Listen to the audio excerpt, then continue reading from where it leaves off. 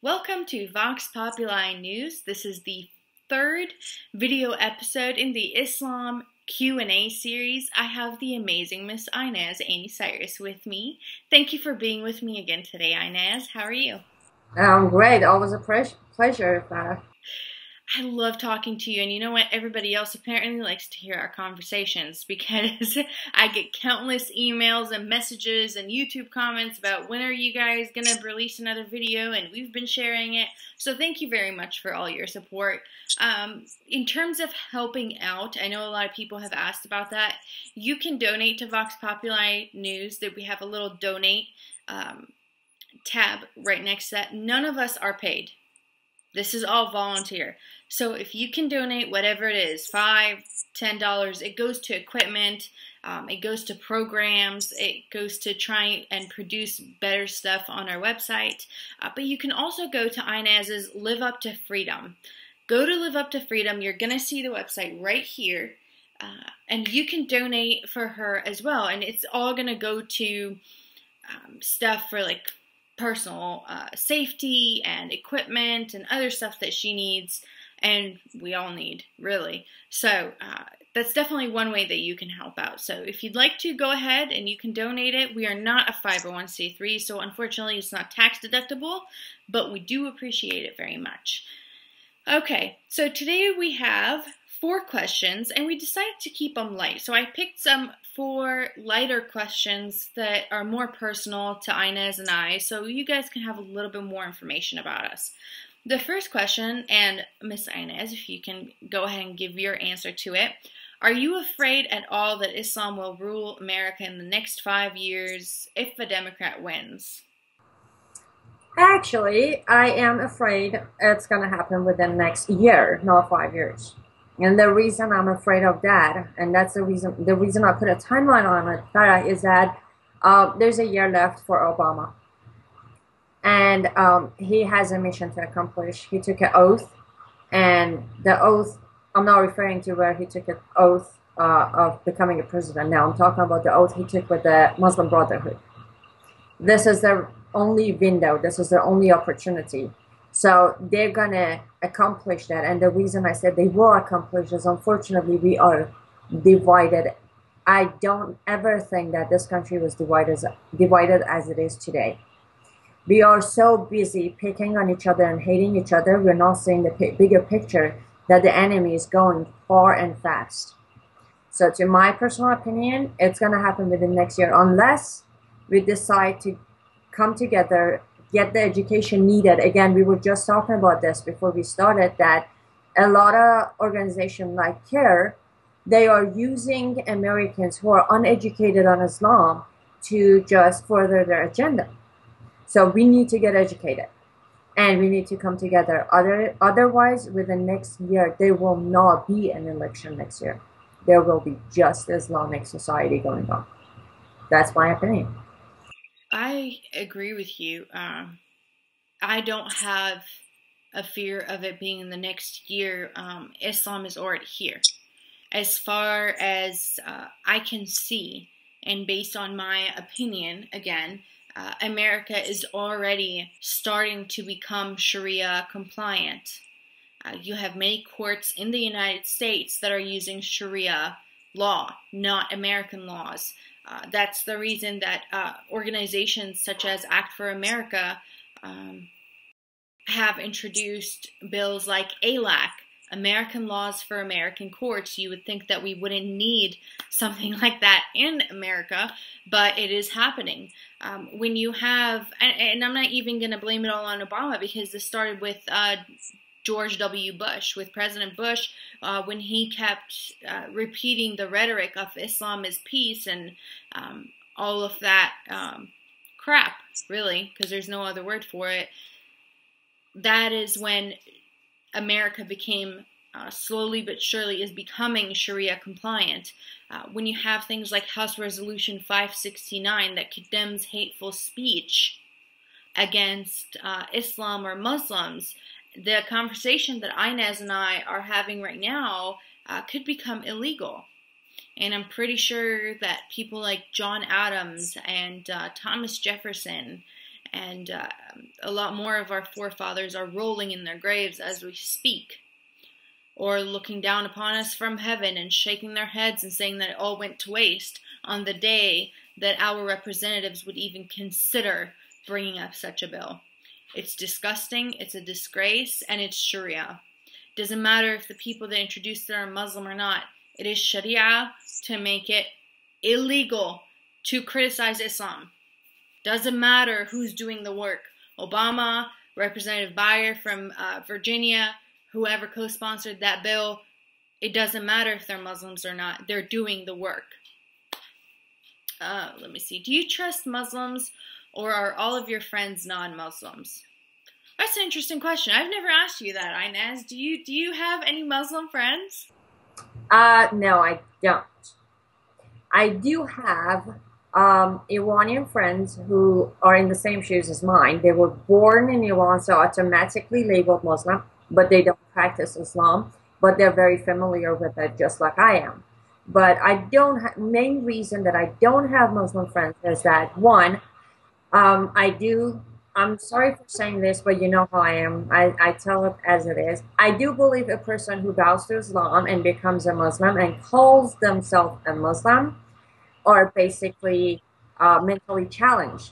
And I do not like to lower my intelligence by, associating myself with people who don't have enough IQ to realize this is not a religion to follow. That's my main reason. And I also don't have enough time to want to sit there and debate with a friend over if this is peaceful or not, or over my experiences with just bad experiences and all that, little stuff that comes with the company of a Muslim. So that's my case of not having Muslim friends. Do you trust Muslims? I don't, no. Because as you mentioned on our first question and answer, they're ticking bomb. I don't know when they're going to go ahead and stab me in the back and try to either convert me or kill me. So, no, I don't trust them. I am with you. I'm in the same boat. You're right. They're a ticking time bomb. You never know who their loyalties lies with. I don't even go into Arab or Persian, Iranian, whatever you want to call it, any restaurant or supermarket that has any kind of association with that part of the world. I don't go into it. I don't know if somebody's going to recognize my face. I know that I haven't told a lot of my story, but my family is very prominent in the Middle East, and just about everybody knows this, and that's pretty much how it is throughout, because they're very tight-knit communities, and everybody's in everybody's business, and it's annoying. But no, I don't trust Muslims. I don't trust them as friends, because in the end of the day, their loyalty is to their God and to their prophet, and if they're non-practicing Muslims, then they need to relinquish that title of a Muslim. Otherwise, they're as useless to me as a friend. But so no, I have no Muslim friends, and it's actually hard to just make any friends whatsoever, because you kind of like, for me at least, I don't know about you, Aynaz, but for me, it was always, lie about your name, lie about your last name, lie about your history, where you came from, so nobody can trace you, nobody can find out who you are. It's only recently that I've suffered from the affliction of honesty. Just a joke. But before that, it was really difficult to maintain contact with anyone, and if anybody else who I know has ties to Muslims, I do not communicate with them. I do not tie in with them, don't want to have anything to do with them. The third question, why do they all hate Jews so much? That is a big question. Oh, that is a huge question. Where do I begin? Oh boy. Well, I'm going to go for the point of view where I always go with, the Islamic Republic of Iran and Shia point of view. So, the number one is that by Islam, by Quran, Jewish people are not even people.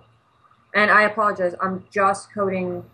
I always say that, I'm like, just because I say it, it does not mean I believe it. No, not at all. I actually respect everyone. But this is what is taught to Iranian people in Iran, that Jewish people are not even people. They count as haram or unlawful. and you're not allowed to be friends with them. You basically, you see them, you kill them. That's a policy. In Iran, there are so many people who, if you ask them, they will tell you that if I spot a person who's a Jewish, I will kill them so I get a reward from the government. So to that extreme, it's a brainwashed system. We never get the exact, you never, on your educational system in Iran, you can ask the question, but you just get the, you take the word of Allah and you don't question Allah in answer. But so you can't really ask why. But the bottom line of it is Jewish people never bow to Islam or Allah or Muhammad, and they try to fight back for their own religion. And moving forward to a little bit of more modern time, the problem between Palestine and Israel pops up. And obviously Iran is an ally of Palestine, so automatically you have to hate the Israeli people because they are invading the poor Palestinian people, even though Palestinian people are the one who are getting, blowing themselves up all day, but Israeli people are the bad ones. So that's the main reason, as point of view of where I grew up and what they were teaching us, as far as why it's basically a duty to hate them. Because one, they're not human. Two, they are invading Muslim countries. They're invading Muslim people. And also back in a time of 1400 years ago, they never followed or bowed to Muhammad and Allah. So they're basically out of control. This is the exact same teaching, but I want to go back to something you said that was very interesting. Before I go back to my answer to that question, Iran is allied with Palestine, even though Palestinians are predominantly Sunni, and Iran is Shi'a. And this is the concept that people need to wrap their heads around, because I know it's very difficult when you have CNN and Fox and everybody else telling you that the Shi'a, the Iranian Revolutionary Army, is actually fighting with Russia against ISIS. When it comes to Palestine, there is no disagreement by any Muslim around the world, from any sect, from any school. Any two Muslims will get together and they will kill a Jew. Doesn't matter if they want to kill each other afterwards. You agree, Aynaz, to that? Oh yeah. They will unite to kill the Jew, and they consider Israel to be an occupation force, and we can tackle the Israel-Palestine situation later on, because I have Hebrew heritage, and my parents actually still to this day, my mother identifies as Palestinian. So we will talk about that catastrophe another day. But Jews, it goes back to when Muhammad was a child, in my opinion. When Muhammad was about anywhere between 10 and 13 years old, his uncle, Abu Talib, used to take him on his merchant caravans, their business caravans, to go and trade with Syria, somewhat into Turkey. The borders were not defined at that time. And on one of their trips, they met an excommunicated monk or priest from the Catholic Church called Baheda. Baheda is the one that planted that seed of belief in Muhammad's mind that he one day is going to be a prophet, and this is according to Sunni doctrine. He also told Muhammad that not only will he be a prophet of God, but that he would also be killed by the Jews, and that the Jews and the Christians will, haunt him his entire life and try to kill him. And this is where I think Muhammad's psychosis and his psychotic episodes came from when it came in regards to the Jews. He's always been very touchy about the Jews, always went out and killed them first before they even had an idea in their head to attack them. And that's where the hate for the Jews comes from. Now, of course, in the Quran it talks about, God, he cursed the Jews into becoming monkeys or apes and swine as punishment for them. The Quran also talks about, and Muhammad talked several times about the Jews being the killers of the prophets, and that once upon a time, yes, they used to be God's people, but now they're the cursed people. Also in Islam, it talks about the judgment day will not come until trees and stones and everything else start speaking to Muslims and telling them where the Jews are hiding so the Muslims can kill them. So they have, the Quran provides its own prophecies about Judgment Day. A big, huge, monumental part of it is the murder of all of the Jews. Is that any different with the Shia, Aynaz? No, it's pretty much the same. That's why at the beginning I said by Quran, they don't count. It goes back to where, you know, Allah can change his mind at any moment. So he basically changed his mind that I don't like Jewish people anymore and I'm going to curse them. So no, it's all the same. Okay. So the final question, is it true that they all hate dogs? Ever since I was about 10, 11 years old, I've always wanted to take a chihuahua and throw it into a mosque and watch the panic. Just a little itty bitty chihuahua. Just throw it into a mosque. I don't really know. I've never done any research into it in the Quran and in the Hadith. I learned about it when I was a kid. Muhammad did not like dogs. Personally, I think he was just afraid of them because they didn't like him either. And dogs are good judges of character. I think we can all agree to that. But they say that the saliva of the dog is inherently evil and dirty. And so they don't want it around their houses or around their prayer rugs. And that's the main thing. They don't want it around the prayer rugs. They don't want it around the Quran, and they don't want it around their scarf and the clothing that they wear. So they do have dogs. Usually, from what I have seen, my experience, they treat them like crap.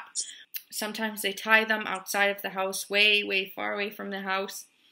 But there is nobody who walks around with, you know, their little pets or treats them like animals should be treated, with humanity and decency.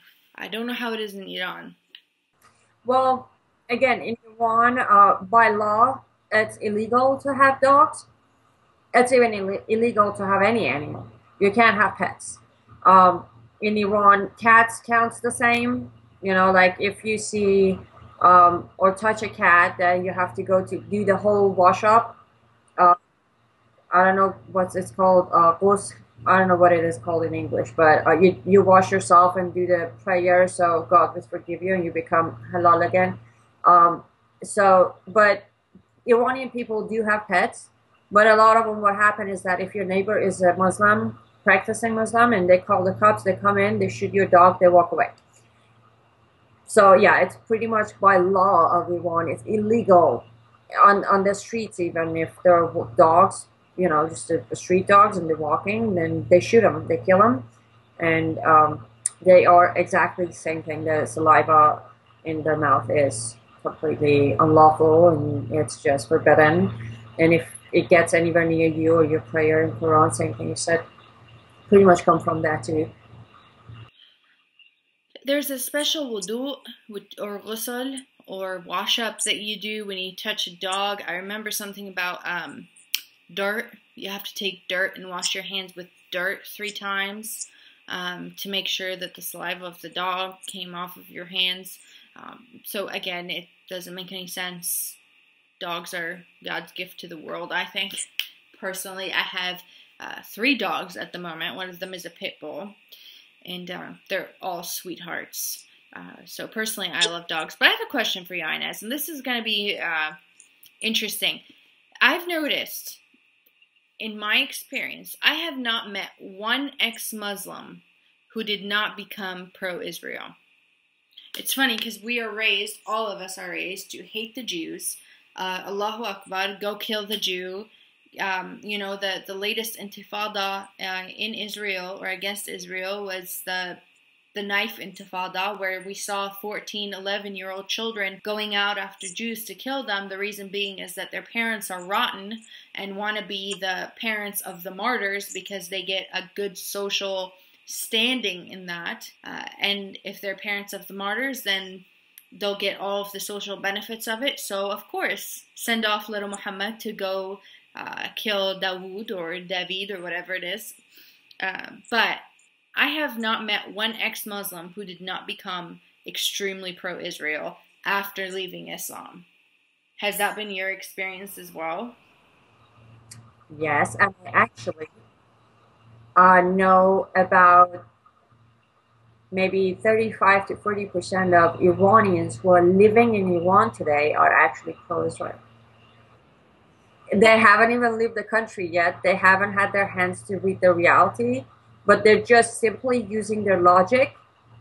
I was one of them, actually. One day I'm like, okay, there's this day in Iran, Quds Day, where we, as I told you, we recreate everything. So it's a recreation of the day, and people come, you know, soldiers come dressing as Palestinians and all in blood, and then we have people mimicking the Jewish people and all that, you know, charade. And one day I'm standing, I'm like, hold on, logic. So I don't know history at all. I don't know, whatever you say makes sense, but hold on, if these people are good people, which is Palestinians, and Jewish are bad people, I use the same logic you just said, like, hold on, we're Shia and they're Sunni, and you kill Sunni people in Iran. If you're a Sunni in Iran, you're executed, right? But then why are we friends with them? And that has started the whole question in my head. Using logic, even before I leave Iran, I was pro-Israel. Like, logically, something is fishy, and if it's fishy, when it comes from Iran government, if it's fishy, that means it's definitely a lie. So automatically flip. So not just ex-Muslims, a lot of people in Iran who are officially still Muslim and wear the hijab and do the prayer, they're already pro-Israel.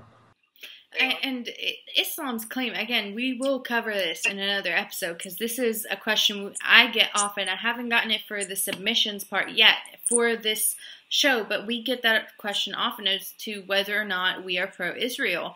When you look at Israel, it is the only country in the Middle East with any kinds of women's rights, children's rights. When it comes to Muslims, Christians, Jews, Hindus, anybody, you are free to practice your religion. Nobody's going to come after you and kill you. Women, we can wear whatever we want, dress our hair whatever which way we want, and walk in Israel and be free. So yeah, I'll take that over Iran or Saudi Arabia or Lebanon, Jordan, whatever it is. I'll take Israel over that. But not only that, when you come to look at the claim of Islam on Israel, they say it's their holy land. I'm going to go into the story real quick, and Aynaz, you can tell me if it's a different story for the Shi'a. Muhammad's only miracle, practically. Oh, first of all, any miracle that he claimed to have had, Aynaz is laughing, any miracle that he claimed to have had, every other prophet does miracles for the masses. Moses split the sea, Jacob, Israel, Joseph, all of them did miracles that are documented. Everybody saw it. Muhammad's the only one who does miracles when nobody else is around. Not a soul.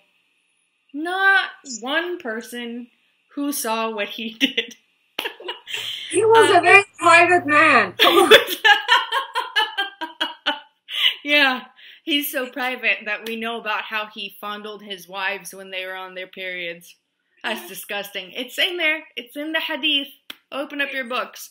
But we're not going to talk about that. So, one night when Muhammad was sleeping, the angel came to him, and he rode a flying mule from Saudi Arabia to Jerusalem. At which point, the flying mule landed on top of the Temple Mount. From there, he proceeded to go up to the heavens and see God and talk to God and Abraham and Moses and the whole gang. I mean, he met the entire family. Then he proceeded to come back down to earth, go back to sleep, and then when he woke up the next day, he told everyone about his spectacular adventure. That's the only claim they have, is that once upon a time, their prophet without a prophecy went to Jerusalem on the back of a flipping unicorn. That's it. That's it. This is why they send their kids off to kill the Jews. That's the whole story. when the Muslims invaded the Holy Land, after Muhammad died, they invaded the Holy Land and they did their conquest. They supposedly respected all religions. That's what Muslims will tell you. They built their mosque on top of the Jewish Temple Mount. The entire land. They didn't find a more fitting place than where the Jews have their own Temple Mount.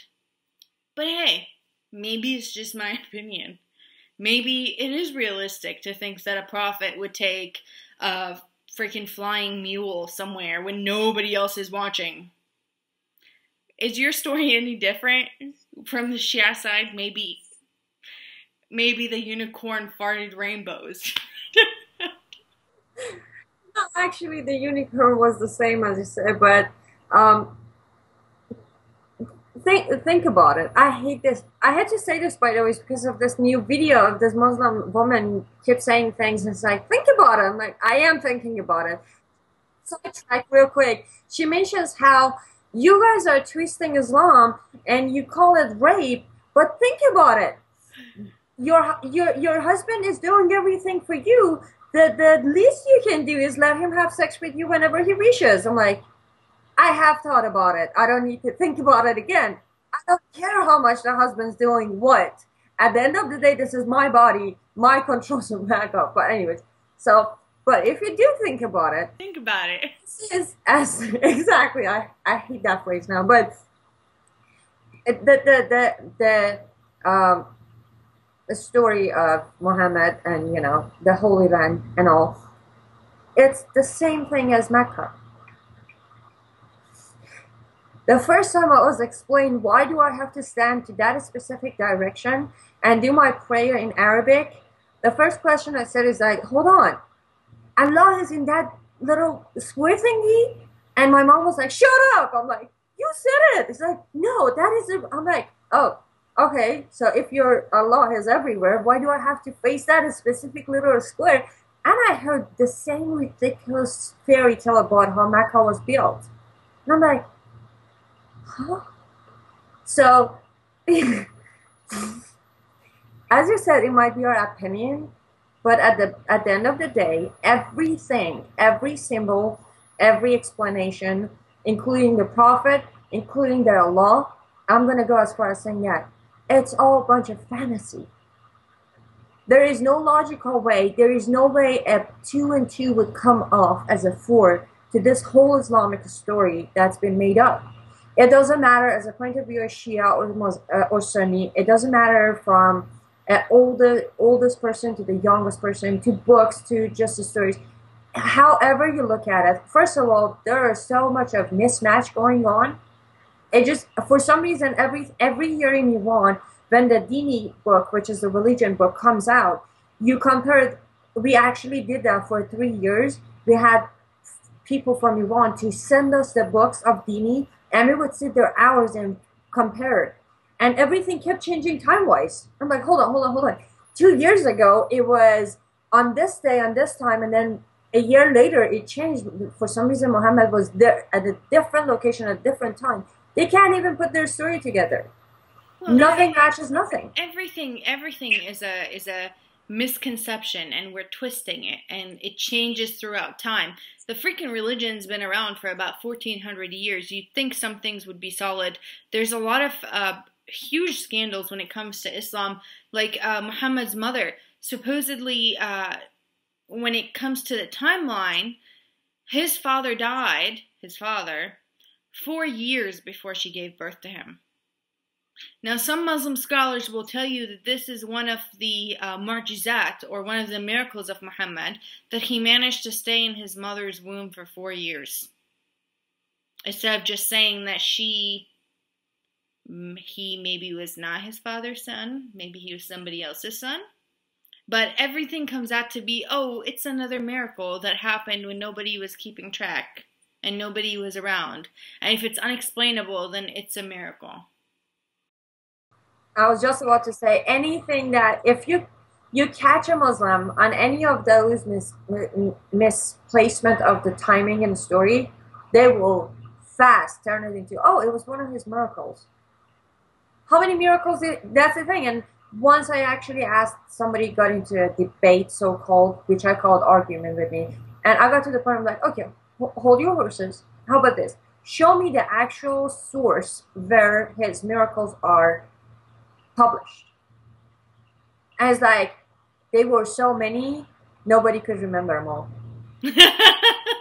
I'm like, well, that's a very reasonable reason, and I'm convinced. I have never been convinced in my life so Just clear. think about it.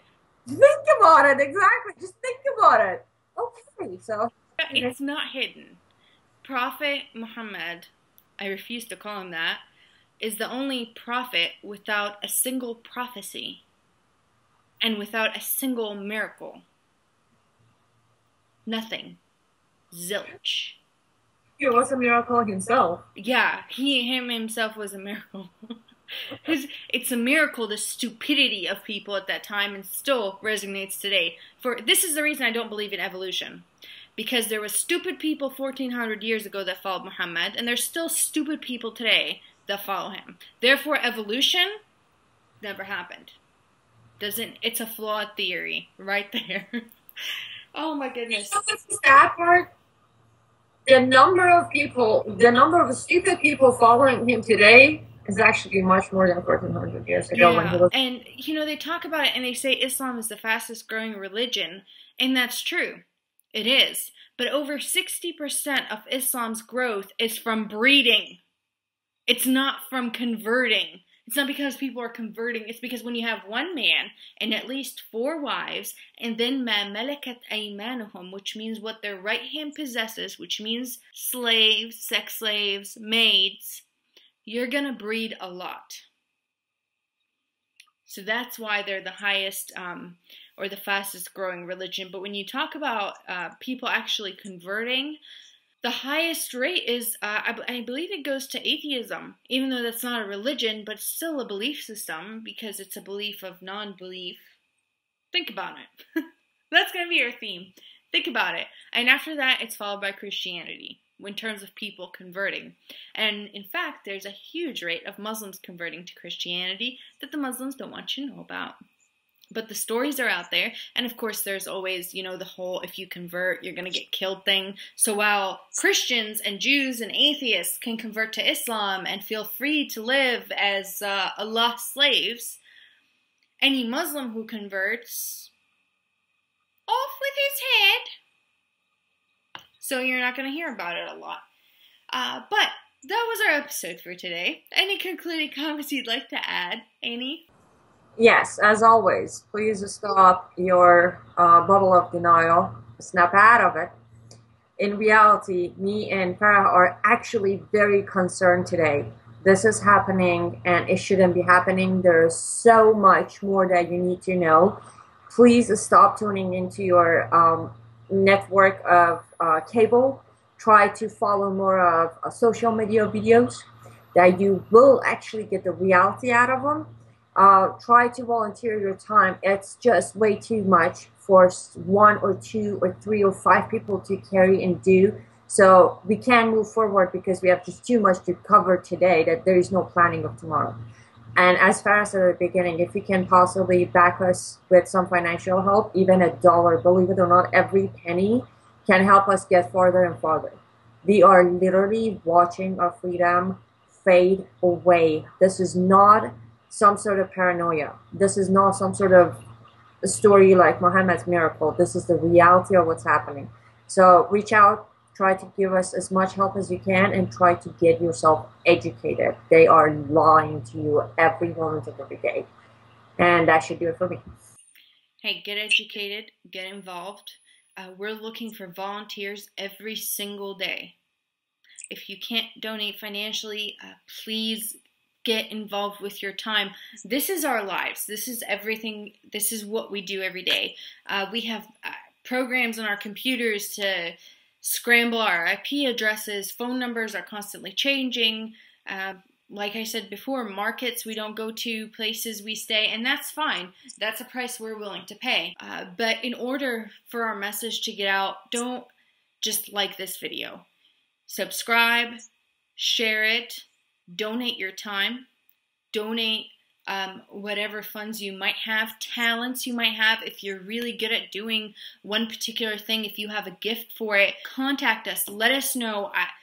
Everyone's help is possible. If you know how to pick up the phone and call people and you're not intimidated by it, we need your help. If you know how to share videos in different groups and make sure the videos go out, we need your help. If you know how to contact different media personnel, we need your help. Anything. If you know how to print flyers, if you know how to produce a video, if you know how to produce a podcast, if you know how to write, if you're a good speaker, if you're shy but you're really good on computers, everybody's talent is wanted. And if you don't want to donate your time and you want to throw $5, $10, whatever you want to throw, do that as well. There's not a lack of ways that you can help. We get that question all the time. How can we help? How can we help? How can we help? This is how you can help. Subscribe to our YouTube channel. Our website is voxpopuli.news.net. Aynaz's website is going to show up right here at Live Up to Freedom.